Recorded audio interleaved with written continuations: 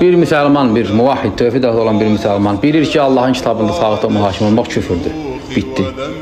Buna inanır. Kifayət edir bu insana.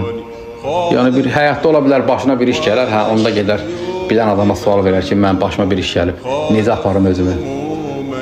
Məhkəmə ilə bağlı. Necə edim ki, küfrə düşməyim? Bu artıq canlı həyatdır ki, fətva ilə həll olur. Ancaq əqidə olaraq, əqidə fətva ilə həll olmur. Əqidə insan kitabdan öyrənib ki, tağuta mühakim olmaq küfürdür, bəsdir bu qədər. Ancaq təfərrüatı var, insanlar ki, bu qədər xırdaçılığa gedirlər. Bunlar hamısı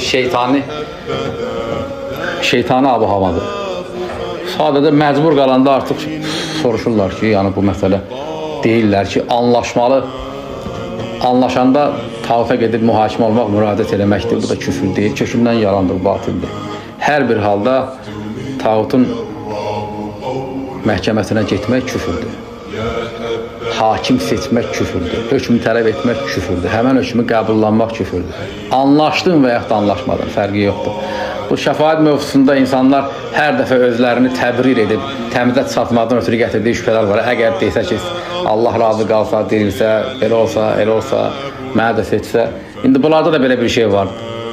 Gəlib satıb mənə eşitdiyim qədərində deyirlər ki, biz onda gedərik, baxarıq, görək orada küfür varsa qayıdıb gələrik. Sən bilmirsən, tağuta məhkəməsində küfür orada, hala gedib baxsan, nəyə gedib baxırsan? Deyir, biz gedək, baxaq, görsək orada küfür var, qayıdıb gələrik. Sən məscidə gedirsən,